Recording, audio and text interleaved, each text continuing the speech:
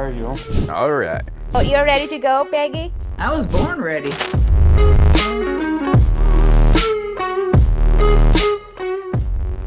So today we have a very special guest with us, who is Peggy McCall. It's our first girl, Yeah, exactly. first woman, our first female species, So the first female millionaire. she is a wealth, business, and manifestation expert with over 35 years of experience in transforming lives of individuals.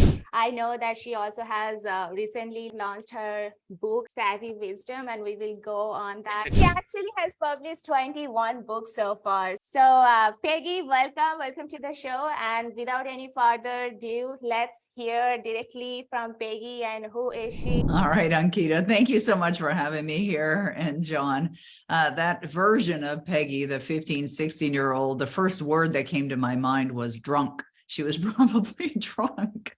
And I was a definitely lost teenager. And I reached a point when I turned 17 that I didn't want to live anymore. So I decided I was just going to exit and kill myself. That was actually where I was at. So you asked, I answered. And obviously a very challenging time in my life. But when I was relatively young, just a couple of years after that, I met a wonderful man, and his name was Bob Proctor. And I was forced by an employer that I worked for at the time to go to one of his seminars. I didn't want to go. I just was looking for the nearest door out. I did not want to attend this seminar, but I did. And interestingly enough, I arrived as this seminar was about to begin, and the only seat in the house was in the front row. So I found myself sitting in the front row, and Bob came on stage and he started to speak, and he literally woke me up. And he helped me understand that the prison that I thought I was in, the emotional prison, was one that I put myself in. And that if I wanted to change my life, I had to change. And that was the beginning. That was when I decided, it was in January 1979, that I would positively change my life. And I got on with the work. And it was a lot of work. And it was a lot of work because it was a lot of cleaning to do of the mind. And once I cleaned up my own life and started to improve my results, I decided I wanted to help other people. So I incorporated a business, and that was about 30 years ago, 29 to be exact. And I've been running my business ever since, and really love what I do. Usually on our dumbass show called the Millionaire Insiders, we try to dive into what the whole fucking world thinks is valuable, which is making lots of fucking money and shit, because somehow in our society that has lots of value. But you know, I'm not gonna say I don't want to pry into your shit, because I do really want to pry into your shit, because I think it's super valuable myself. You know, when I was a kid, I remember living in a single wide trailer, just being, you know, super fucking white trash poor. And I remember, like, inside the trailer, it was a single wide, and there was like this hole in the floor that was like an air duct for the air conditioner to come outside.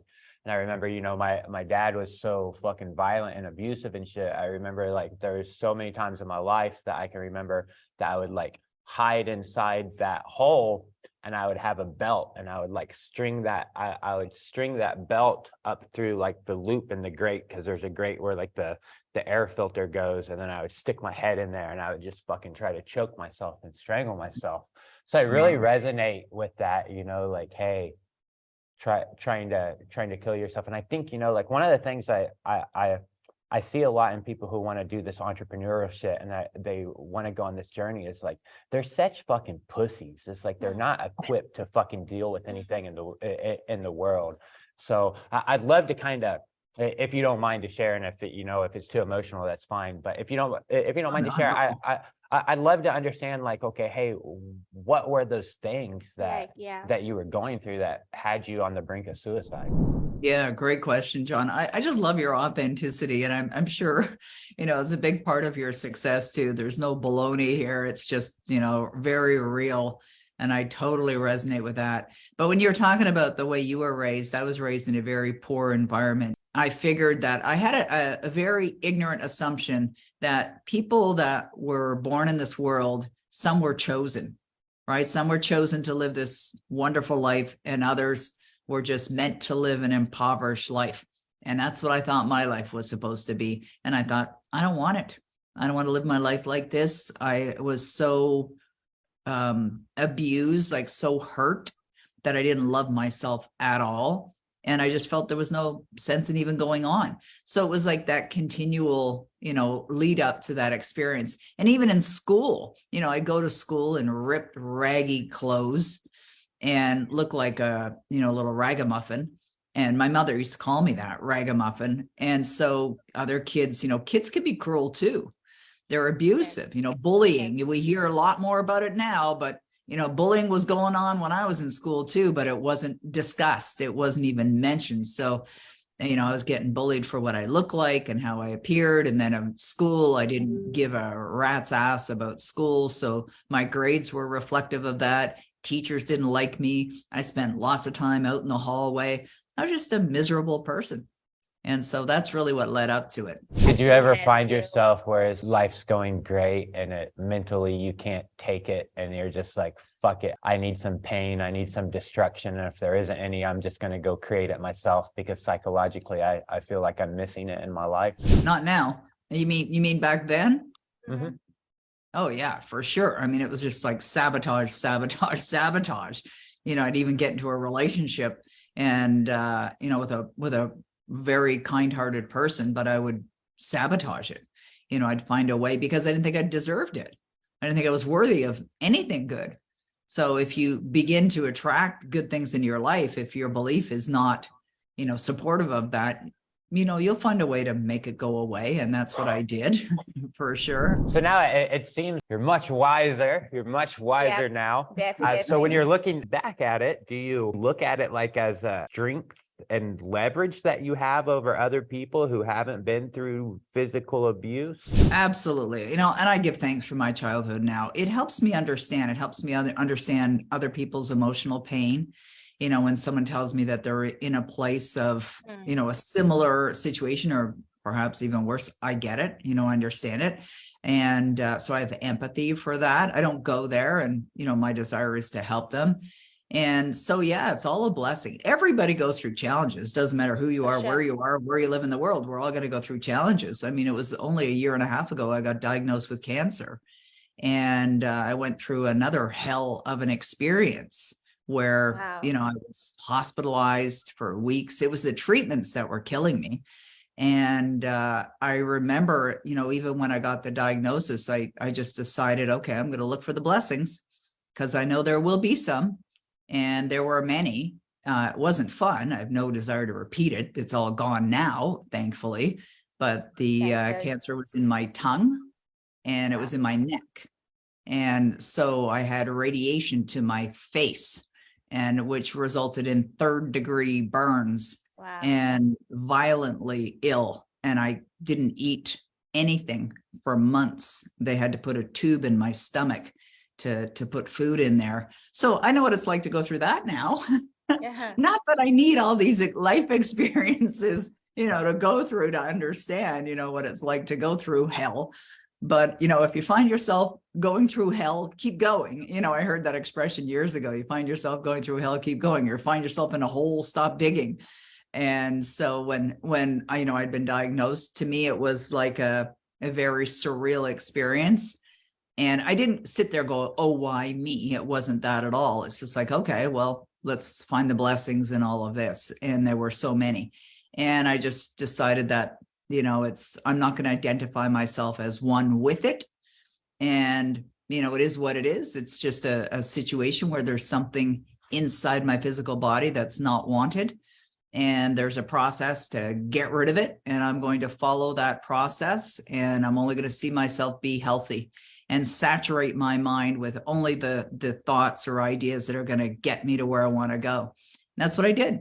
So another experience that helps me understand, what it's like for people to get a very life-threatening diagnosis as well. And something that you said, Peggy, when you were going through all that experiences and you were diagnosed with cancer and you didn't just sit there and say, oh, why me? Many people actually do that, right? When they go through hell, when they go through bad experiences in their life, and they, instead of actually taking some step or thinking, okay, well, how can I solve this? And then they start blaming on the other external factors, like, okay, this is why I got this, or this is she or he is to be blamed, or the society has to be blamed, or the doctors has to be blamed, right? And you didn't do any of that. Even when you were actually going through the childhood traumas and you had an abusive past, at that point of time also, you had the same mentality. At the end of the day, that's really matter, what you tell your mind and how become problem-solving mindset. Yeah, so true. I also now, because I do the work that I do, I think about, how can I use it to serve others?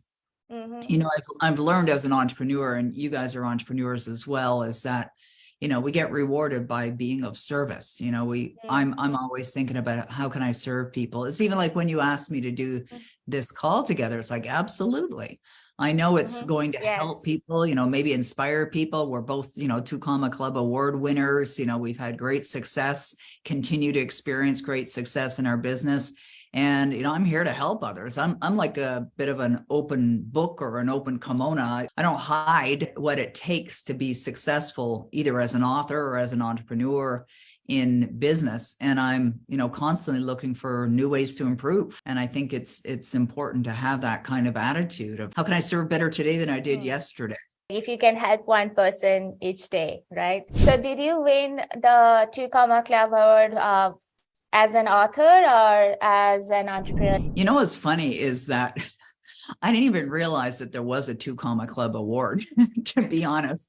I could have won it several times, but what happened was, I don't know what brought my attention to it. And I think it was just last year. So something caught my attention and it was like, oh, what's that? Oh, it's a 2 Comma Club. Well, what do you have to do to win that? Okay, you have to get to 2 commas in revenue. It's like, crap, I've done that time and time again. And so I'm an author, as you know, of 21 books, but I teach authors, how to write a book, how to publish a book, how to self-publish a book, how to make it a bestseller, how to make it an international bestseller, how to get on the New York Times bestseller list, how to get into foreign rights markets, how to have your book made into a movie, how to create millions of revenue from a book or multiple books, creating multiple sources of income. And that's it. I've been teaching authors for many, many years. I'm actually getting ready to launch another brand new program called Epitome, which is helping authors create the epitome of success in a variety of different ways. I've been using ClickFunnels now for just over 5 years. As we're having this interview right now, there's some 11-year-old girl getting fucking raped, and like as we talk right now, So it's like there's so much shit that goes on, but it's like people don't have this strong mindset, so they're so scared. It's like, okay, hey, well, what if I fail? What if I try to do something and I fail? So I like this mindset stuff because I feel like, okay, hey, this is actually the real key to success.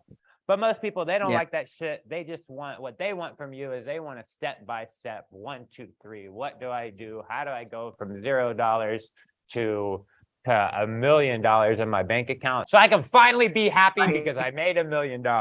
Do you know of any such thing? Do you have a checklist? Well, I don't think there's anybody that has a real checklist. Do these 3 things or 5 things or whatever, and it's going to get you to where you want to go. And you absolutely have to have the right mindset. I remember hearing years ago, what you just said reminded me of this. I heard this years ago. If you are a nasty person before you got the money, and then you get money, you just be a bigger, nasty person, right? Like that's just the way it is. And so there are plenty of people that did not work on mindset, that have acquired fortunes, but yet they're empty or unfulfilled.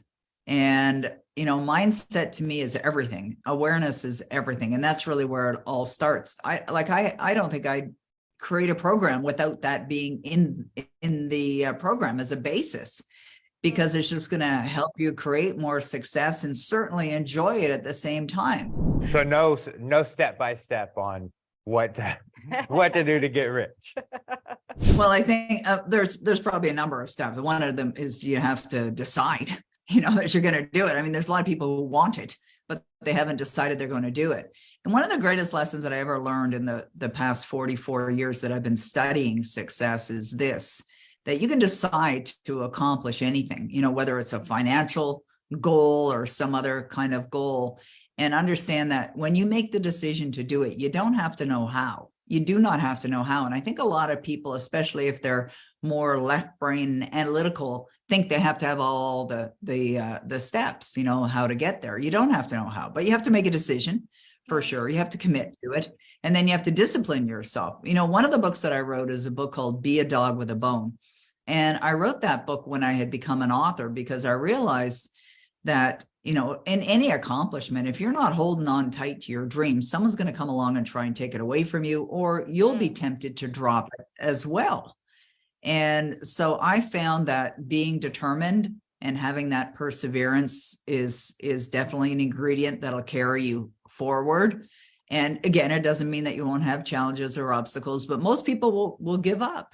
It's not that it's complicated, as to be successful, right? And it's certainly not crowded along the extra mile. So the ones that do accomplish success, they've made a decision that they're going to do it. They recognize they don't have to know how, they get on with the work. I mean, it's like that quote that goes like this: pray and move your feet. They're not just sitting back on their derriere and sitting there hoping they're going to create success. They're doing things, right? Mm-hmm.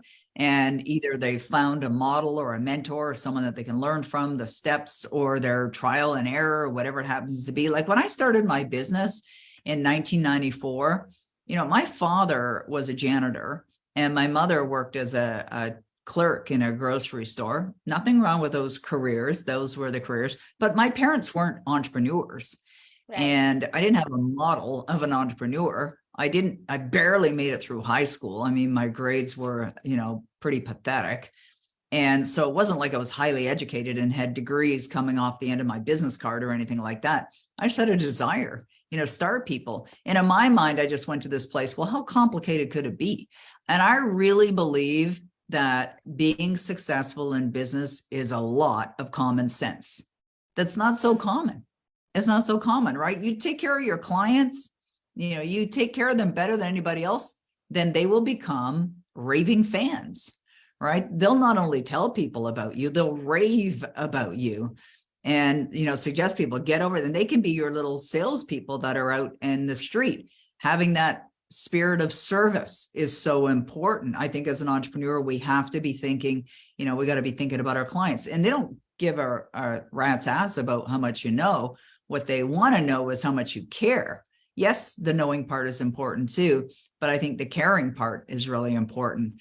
And so those, aspects have to be in there as well. And then of course, finding a need and filling it better than the next guy. There are a lot of people now that are out there in the world offering author courses, and, that's fine.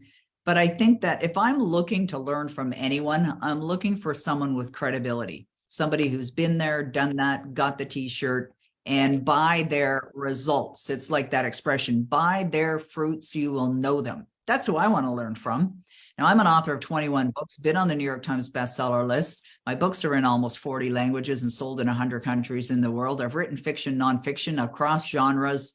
My books are in a variety of formats. I've been published by some of the biggest publishing houses in the world, and I've self-published, and I've used books as lead generators. I mean, I've made millions from my books. So I would say I can help people if that's what they want to do, if that's what they want to accomplish. So, when I think about steps for success, I think these are all fundamental sort of guidelines, if you will. And I think they apply to many, if not all, types of businesses.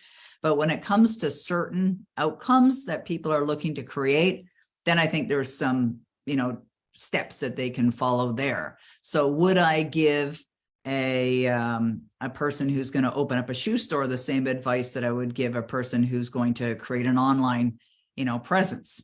Some of it, yeah, but not everything, perhaps. Sure. So I'd really like to address this big pink elephant in the room that I know countless fucking people who are getting into this journey.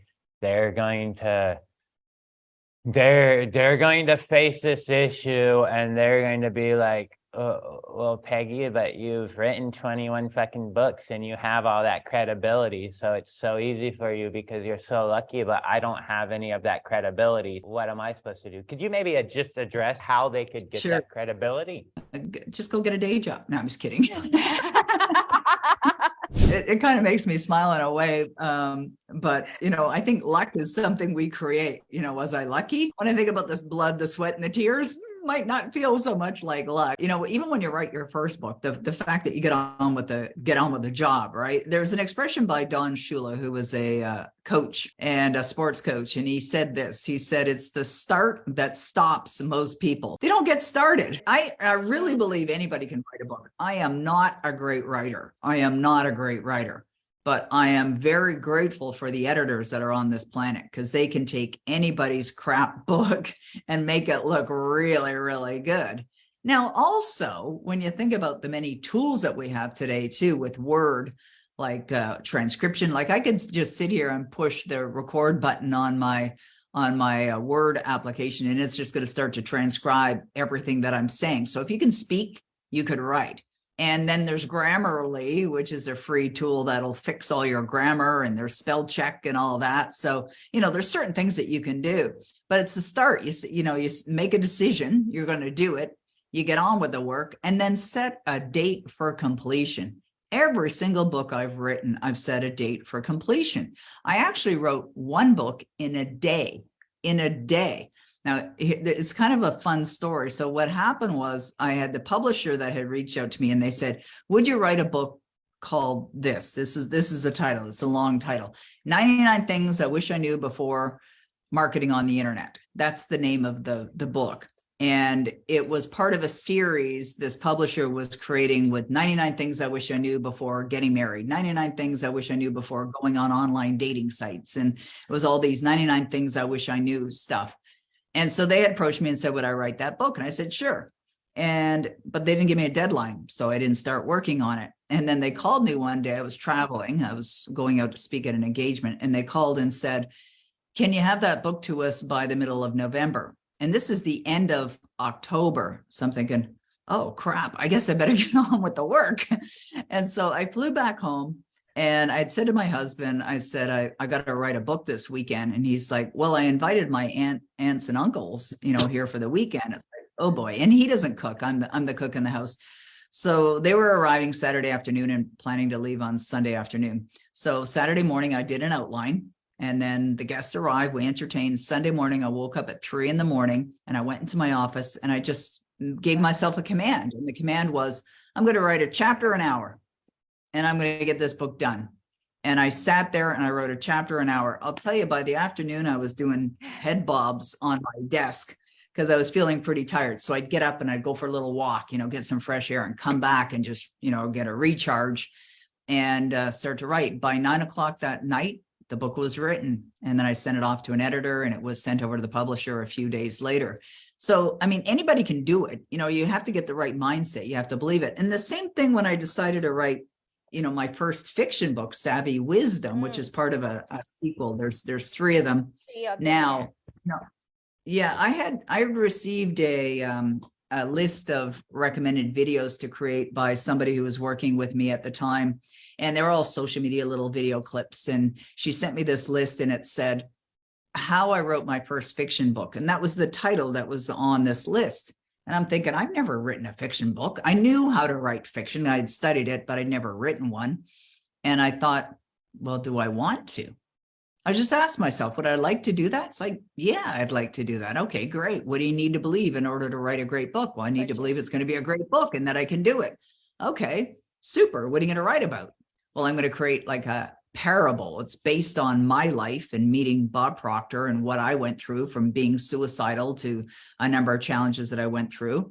And I created the characters and the character names, and I set a date. I decided I'm going to have this book done in 10 days.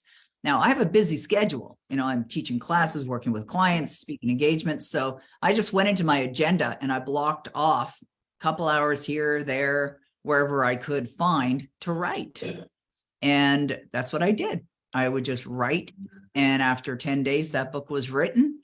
And it was my first fiction book. It became a sequel. I didn't know it was going to be a sequel. But that's really, as simple as it can be, is making a decision you're going to do it. Set a date for when you're going to complete it, get on with the work. And if someone wants to learn from me how to do it so that you can set yourself up, for multiple sources of income, I can help with that as well. But it's not that complicated. And anybody can do it. I really believe anybody can write a book. So you yourself, young entrepreneur, you can have all this luck and you can get all the credibility by going out and getting it, like going out, right? So it's like, if you want to teach people how to write books and you need credibility, go write some fucking books. Yeah, exactly. First you do it and then be the example of it, and then you teach people how to do that. So yeah, to wrap these things up, tell us about your latest book, which is Savvy Wisdom. Why should someone actually read it, and what would they get out of it? Yeah, the whole series of books are designed, they're written in a story. So people want to be entertained more than they want to be educated. So it's definitely entertaining. And the book is being made into a movie as well. But this particular book, yeah. So my mentor and friend, Bob Proctor, passed away a year ago. And he was the character Savvy. That's Savvy, the character, was based on Bob. So he had passed on. And so I wanted to connect with his spirit. And so over the last year, I've been communicating, or he's been communicating with me. And I just got inspired to write this book, Savvy Wisdom from Beyond. So it's a very unique book that deals with death, dying, and grief, unlike anything I've ever read before. And what was really bizarre when I was writing it is what was coming through me, because I would go into my chair in my office in the corner, fingers on the keyboard, and I would just let it flow. And it was, almost like not a channeling experience, but it was a total open flow to create the content. And what's been so rewarding is seeing the comments from the readers. And anyone can go to Amazon anywhere in the world. You'll see the book Savvy Wisdom from Beyond. They'll see how people are being affected by it. And I think that's one of the best ways of determining, whether this is a book you'd want to read or not. And everybody on this planet is affected by death, dying, and grief. We're all going to die. Yeah. And, at some point in our life, we're experiencing loss of a loved one. So it's a very unique way of looking at it, a new perspective. Okay, so thank you so much, Peggy, and I wish you get all the success. And I know the book is already, it's launched, it's on the Amazon, and I was looking at it, so maybe I will also get it. What's the best way for people to find you, to get into your ecosystem, to get into your funnel? Go to peggymccall.com. That's the best way. I've got giveaways there. I'm constantly doing different. Okay, all right. So thank you so much, Peggy, for coming and for giving your time, sharing your story, your journey with us. I hope to catch you soon. And yes, wish you all the luck for your book. Thank you so much. It's such a pleasure. It was great to meet so both much. of you. Yeah, I wish bye. you guys all the best too. Thank you. Yeah, you too. Thank you, Bye. Peggy.